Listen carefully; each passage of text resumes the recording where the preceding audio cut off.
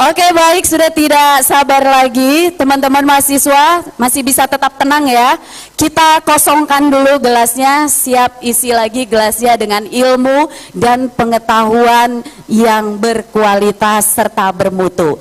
Kita sambut dengan hangat ahli filsafat, akademisi, pengamat politik, Bung Rocky Gerung.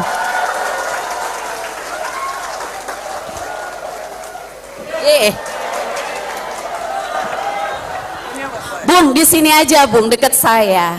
Saya belum salam sama Bung. Saya fans Bung Rocky. Saya juga harus jadi fans kamu. Bung, saya selaku host, saya mohon ngajuin permohonan dulu. Saya jangan di skakmat ya. Jangan di skakmat. Ya. Jadi pertanyaan saya jangan di skakmat seperti pernyataan Bung orang-orang yang di sosmed-sosmed itu ya Bung ya. Saya nggak berani ini. Kenapa Bung? Karena ini kerajaan kamu nih. Oh, ini kerajaan saya. Bung Rocky, ya. Sehat? Lebih dari yang kamu duga. Semangat pasti ya. Oh, ini semua pendukung saya harus pasti semangat. Pasti semangat. Okay. Bung Rocky, saya sebelum masuk ke materi ini Bung Rocky, saya ingin pertanyaan awal, kenapa Bung Rocky mau menyediakan waktu, bersedia hadir di kampus IIB Dharma Jaya? 3 alasan. Boleh sambil duduk. Alasan pertama, saya ingin Lampung jadi pelampung bangsa ini.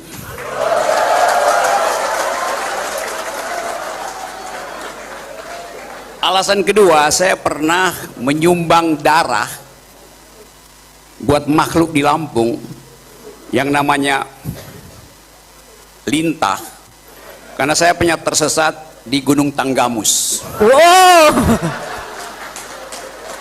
Alasan kedua. Alasan ketiga? Alasan ketiga, saya suka mendengar pantun. Oh, suka dengar pantun. Tolong siapin pantun ya, buat Bung Rocky ya. Cukup. Oke. Bisa kita mulai Bung Rocky. Tepuk tangan dong. 3 alasan kenapa Bung Rocky bersedia memenuhi undangan di IIB Dharma Jaya. Oke, saya pakai itu ya. Boleh. Terserah senyamannya Bung Rocky aja. Mau di atas podium boleh, mau berdiri sambil jalan boleh. Ya, boleh. Kalau itu saya jalan-jalan aja. Ya, jalan-jalan boleh. Senyamannya aja Bung Rocky. Oke. Dharma Jaya. Demokrasi akar rumput mahasiswa untuk Jihan dan Jausal Misani. Oh gitu Dharma Jaya. Oke, saya senang di sini karena ada suasana kejujuran akademis. Dan ini Jihan ini nekat ya. Dia ambil alih semua narasi saya tadi. Narasi memberi kritik.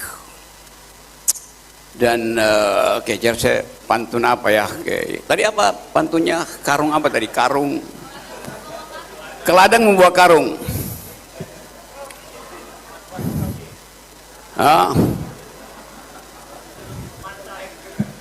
Jangan bawa karung untuk nangkap tenggiri.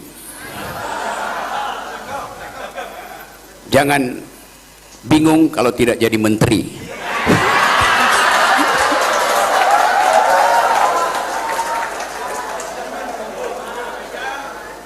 Di Jakarta, bahkan sampai tadi pagi semua orang WA-WA-an soal komposisi kabinet itu.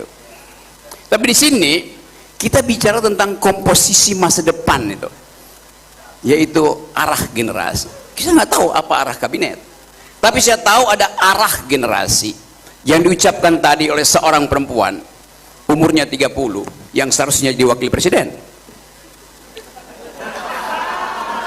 Tapi dia bukan anak presiden. Jadi besok masih ada gelombang kedua yang akan dipanggil oleh Presiden Prabowo untuk menduduki portofolio kabinet. Saya ingin Pak Prabowo hari ini dengerin saya.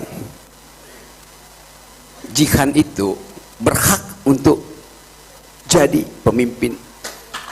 Dudukkan dia di kabinet. Karena nggak ada basa-basi yang diucapkan Jihan tadi. Dia bypass semua kegelisahan masyarakat kita. Apa karena dia muda? Banyak anak muda yang fura-fura faham alias fufu fafa.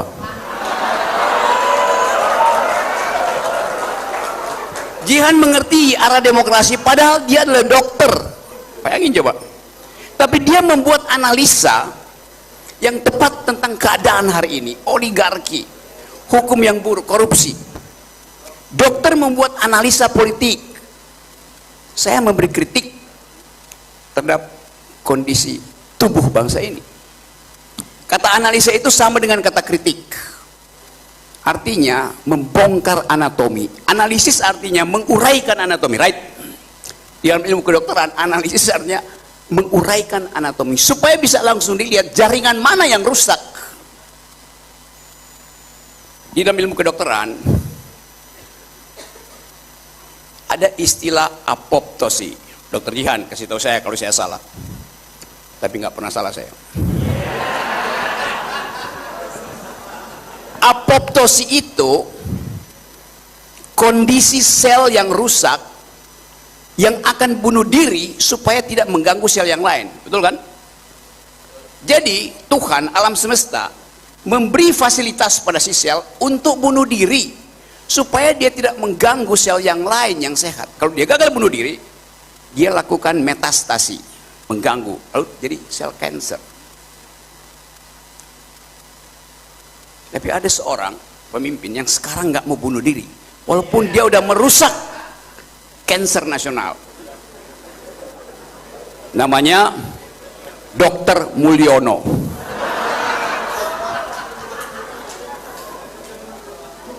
Itu yang terjadi di kita sekarang. Keinginan kita untuk melihat bangsa yang bermutu, bangsa yang pernah mendalilkan kemerdekaan atas dasar kekuatan pikiran, nggak ada lagi sekarang. Orang bicara tentang komposisi kabinet, orang bicara tentang apa yang akan dia peroleh kalau masuk dalam kabinet. Sebagian besar adalah menteri-menteri yang carry over dari kekuasaan yang kemarin. Menteri-menteri Pak Jokowi ada di situ. Banyak orang yang mulai kecewa melihat bahwa ini kabinet besar sekali. Kabinet yang mengalami obesitas. Dan itu memberatkan dokter nanti. Karena obesitas itu adalah the mother of all penyakit, disease. Betul kan, Ian? Gula itu sumber dari segala macam penyakit. Ibu dari segala penyakit. Jadi kelihatannya kita akan hidup dalam 5 tahun ke depan dengan kondisi kabinet yang besar. Artinya apa? Saya mesti bayar pajak lebih banyak untuk gaji mereka. Kalian mesti keluarin pajak lebih banyak untuk menggaji kabinet yang besar. Jadi mereka senang, kita yang susah karena kita mesti bayar. Kan mereka kita bayar. Setiap tambahan 1 pegawai di kementerian, setiap orang harus bayar 2 juta per tahun untuk gaji mereka. Jadi pendapatan Anda akan dipakai untuk bayar kabinet. Tapi kita ingin lihat, kalau kita bayar mahal, mestinya dia menghasilkan kebijakan yang pro pada keadilan, pro pada kemakmuran, anti oligarki, hindari korupsi. Itu yang akan kita tagihkan pada Pak Prabowo. Dari Lampung kita tagih itu. Nah, kemampuan ini yang saya andalkan ada di kepala teman-teman yang ada di sini. Ada berapa nih? Ribuan orang ada di sini. Dan saya akan ada di Lampung untuk ganti KTP supaya saya bisa nyalip dari Lampung karena pemilih saya udah banyak nih. Tapi kita mulai berpikir bahwa ternyata negeri ini tidak kekurangan calon pemimpin. Jihan bicara dengan lancar, dengan kemampuan retorik dan logika yang bagus tuh. Kita nggak lihat hal itu ada pada anak-anak muda di Jakarta yang sekarang anak-anak muda itu kena masalah FOMO, fear of missing out. Ngintil, nggak mau mandiri, takut berbeda pendapat, tidak mampu mengucapkan independensi dia sebagai manusia bahkan. Jadi Lampung punya kesempatan untuk menghasilkan pemimpin. Pastikan Jihan 2029 masuk di dalam persaingan presiden tuh. Kita mau Lampung ini jadi pelampung bangsa ini. Itu yang kenapa saya datang ke sini. Jadi kejadian-kejadian yang kita lihat sekarang.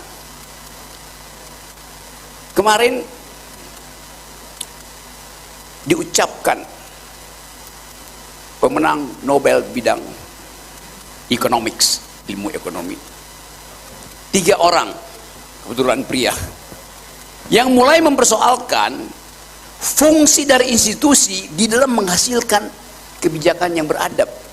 Dia dapat Nobel dari Swedish Academy, panitia Nobel, untuk menghormati Alfred Nobel. 3 tokoh ini menghitung apa ongkos sosial, apa ongkos psikologi, apa ongkos ekonomi dari sebuah institusi itu. Persis seperti sekarang. Kabinet itu sebuah institusi dan kita mau hitung apakah kabinet yang besar itu bisa efisien. Dari awal pasti tidak efisien karena bengkak kabinetnya. Jadi teman-teman di sini, kita nggak peduli dengan apa yang terjadi di Jakarta, kita peduli dengan apa yang mungkin dihasilkan dari forum semacam ini di Lampung. Itu intinya, itu dasarnya tuh. Jadi kita mau lihat perkembangan Lampung ini di dalam konteks perkembangan politik dunia, bukan politik nasional lagi tuh. Pertandingan anak-anak muda di sini yang dijanjikan bonus demografi, tapi dengan pendapatan yang makin minim. 5 bulan berturut-turut Indonesia mengalami deflasi. Artinya barang udah jadi murah pun gak ada yang beli. Karena emak-emak setiap kali datang ke ATM buat lihat masih ada 50.000 nggak di tabungannya tuh. Hanya untuk memastikan anaknya masih bisa ada sedikit jajan di SD, SMP. Jadi kita dalam kondisi semacam itu. Kondisi yang memungkinkan negeri ini jatuh menjadi judul bukunya salah seorang pemenang Nobel itu, How the Nation Failed. Jadi bagaimana bangsa itu gagal. Potensi itu ada di kita sekarang. Kita tidak lagi melihat diri kita sebagai bagian dari NKRI harga mati. Karena kita melihat planet ini bisa mati kalau terjadi perang dunia ketiga yang dimulai oleh arogansi Israel. Kita akan melihat planet ini lumpuh kalau IKN itu dipaksa terus untuk dijadikan ibu kota dengan akibat burung, cacing, air kehilangan hak hidupnya tuh. Jadi kita bicara tentang, do you speak environmental ethics, do you speak global security, do you speak human solidarity. Solidaritas kemanusiaan kita itu hilang selama periode 10 tahun terakhir. Kita ingin pulihkan itu dengan mengandalkan anak-anak muda, bukan mengandalkan menteri-menteri tua. Saya mau kasih poin itu karena Lampung ada di dalam kondisi yang paling strategis, dekat dengan Jakarta, dekat dengan samudra, dan potensi untuk diintai, diintip. Itu terus semangka itu bisa ada submarine mondar-mandir di situ untuk mengintai Jakarta lagi apa ya? Lagi apa yang akan terjadi? Kalau kapal selam misalnya yang dikirim oleh Amerika itu untuk mencegah supaya Cina tidak ekspansi ke Cina Selatan, dia bermukim kira-kira 20 meter dari di Selat Sunda ini kan tinggal 20 meter. Tapi dia ngintip misalnya apa yang sedang terjadi di Jakarta, ada potensi nggak krisis? Karena sampai sekarang anak-anak muda tidak yakin bahwa Prabowo itu bisa bekerja sama secara psikologis dengan Gibran. Siapa yang yakin coba? Kalaupun ada yang yakin jangan angkat tangan.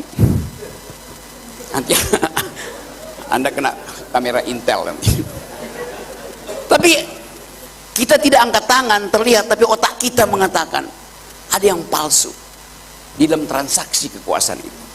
Saya hanya ingin mengingatkan bahwa kita memilih republik. Republik artinya res publica, res artinya thing, hal-hal yang sifatnya publik harus menghasilkan kesejahteraan bersama. Tadi Jihan betul, mulai mengkritik bahwa kebijakan mungkin sekali akan dikendalikan lagi oleh oligarki. Oligarki itu artinya sedikit. Republik tidak menghendaki yang sedikit. Republik mengatakan bahwa ada common good, kemakmuran bersama, kebahagiaan bersama. Jadi Lampung harus mulai menghidupkan kembali the very ideas of republic. Ini republik, bukan kerajaan. Jadi dari awal sangat mungkin kita melanjutkan ide-ide republik yang dibangun dengan narasi argumentatif. Kita tahu waktu negeri ini didirikan, semua pendiri negeri ini, jangan sebut founding fathers ya, founding parents atau founding person. Sebab pendiri republik ini di dalam debat ada 5-7 perempuan di dalam ruang konstituante berdebat tentang arah negeri itu. Semua buku terbaik pada waktu itu belum ada Google Books, tetapi ada di atas meja mereka. Mereka berdebat dengan konsep. Sekarang kita nggak lihat orang berdebat dengan konsep. Di talk show orang berdebat dengan amarah, kalah argumen muncul sentimen, akal kurang dengkul dipakai. Jadi sebetulnya kita mau hidupkan kembali ide tentang intelektualitas di dalam politik, bring the intellectual back into politics. Karena politik harus dituntun dengan ide. Demokrasi itu bukan pemerintahan rakyat oleh dan untuk rakyat. Demokrasi adalah the government of reason through the government by the people. Demokrasi adalah pemerintahan akal melalui pemerintahan orang. Jadi tidak boleh orang yang tidak berakal itu disodorkan menjadi wakil presiden misalnya, dan memang benar. Kita ingin tuntun negeri ini dari Lampung supaya kita bisa cari jalan keluar. Kesempatan sangat banyak. Kalau kita pergi ke Eropa, saya ketemu dengan anak-anak muda itu, semua merasa bahwa Indonesia adalah emerging nation, the land of opportunities but being managed by the opportunist. Indonesia ini adalah negeri yang punya banyak kesempatan, punya banyak opportunities, tetapi dipimpin, dimanage oleh kaum oportunis. Itu problem kita. Jadi kesempatan-kesempatan yang kita bilang sebagai bonus demografi, kita lihat bahwa iya bonus demografi itu kalau hari ini rahim emak-emak itu diasup dan diasuh dengan nutrisi itu. Tapi kita lihat stunting di negeri ini itu 21-22%, padahal janji kita 15%. Artinya setiap anak yang lahir hari ini dia akan kekurangan volume otak. Ini baru volume otak tuh, karena nutrisi tidak tiba di otaknya tuh. Jadi bagaimana kita mau bersaing misalnya dengan anak-anak dari Vietnam, Thailand, Bangkok, Singapura, Malaysia, kalau nutrisinya nggak cukup? Intervensi negara harus tiba di rahim perempuan. Saya baca berita seminggu lalu, GDP per kapita, pendapatan per kapita anak muda Malaysia $13.500, mendekati negara maju tuh. Sebentar lagi mungkin dalam 2 semester negara maju. Indonesia 4.500, 3 kali lipat. Kalau ada bonus demografi, maka yang akan memakai bonus itu adalah anak-anak muda yang hanya 45 menit penerbangan dari Lampung ke Kuala Lumpur. Mereka yang akan menikmati bonus demografi kalau tersedia lapangan kerja di Indonesia. Anak-anak muda Indonesia nggak mungkin masuk di situ, karena perjanjian internasional harus bebas lalu lintas tenaga kerja. Maka yang akan masuk ke sini adalah anak-anak muda Malaysia, karena mereka terdidik, kemampuan dia mengolah datanya bagus karena nutrinya bagus, IQ-nya di atas kita. Kita IQ-nya tinggal 78, sedikit di atas simpanse. Tapi kita ingin pastikan bahwa dari Lampung ada 2 anak muda, Mirsa, Jihan, berupaya untuk membujuk kalian supaya ada dalam barisan perubahan, supaya ada dalam barisan untuk menghasilkan kemungkinan. Higher than actuality stands possibility. Di atas yang ada sekarang ada kemungkinan. Nah, kemungkinan itu yang kita sebut sebagai politik harapan. Harapan itu makin pupus karena kita dibius oleh materi, dibius oleh BLT, dibius oleh amplop. Kita ingin Lampung menjadi indikator pertama bahwa Indonesia bisa dihidupkan dengan argumentasi. Anda menang kenapa? Karena kekuatan argumenmu, bukan karena mengguyur sentimen. Anda menang karena kekuatan akalmu, bukan karena kekuatan amplopmu. Amplop itu soal teknis saja buat dia bagi-bagi, kegembiraan, dangdut-dangdutan. Tetapi forum publik itu harus bertengkar di tingkat pikiran itu. Sering saya katakan bahwa kalau Anda berpikir, Anda harus berani menerima kritik. Karena pikiran dirancang untuk dikritik. Kalau pikiranmu tidak dikritik, atau kalau Anda sedang berpikir dan tidak mau dikritik, itu artinya Anda sedang berdoa. Doa nggak boleh diganggu, pikiran harus diganggu. Ganggu pikiran Jihan, ganggu pikiran Mirsa. Saya senang universitas ini mengundang saya, artinya mereka tahu saya akan mengganggu dua anak muda ini. Kalau Anda lulus dari gangguan saya, 2029 Anda berdua calon presiden dan wakil presiden Republik Indonesia. Kan hanya itu isunya itu. Jadi saya mau perlihatkan sebetulnya potensi, sekali lagi, Lampung akan jadi pelampung kedunguan bangsa ini. Kita mau tenggelam karena kedunguan, maka Lampung mesti ambangkan lagi, apungkan lagi kecerdasan itu. Kesempatan itu ada hari ini. Luput hari ini, lepas semua kesempatan itu. Jadi pastikan dua anak muda ini, izinkan dia memimpin setelah kalian ganggu argumennya tuh. Saya nggak ingin dia jadi manja, karena bapaknya, karena lingkungannya, karena hartanya, tapi karena otaknya. Sangat bagus kalau dia berharta sehingga dia nggak akan korupsi. Sangat bagus kalau dia berotak karena dia tidak akan menerima, membiarkan kedunguan beredar setiap hari. Jadi teman-teman, nanti kita akan diskusi. Saya cuma sengaja memprovokasi teman-teman seperti hobi saya, untuk memastikan bahwa kita adalah bangsa yang dulu pernah mengucapkan kemerdekaan dengan kemampuan diplomasi itu. Haji Agus Salim, Sultan Syahrir, Soekarno, Nasir, segala macam bekerja dengan pikiran untuk menghalau kedunguan. Kita hari ini tidak menemukan itu lagi. Tetapi saya tahu bahwa dari Lampung, saya percaya ada akal sehat ditumbuhkan. Dari Lampung saya percaya bahwa matahari kecerdasan akan terbit dari Lampung dan tidak akan pernah tenggelam sampai Mirsa dan Jihan memimpin provinsi ini. Terima kasih.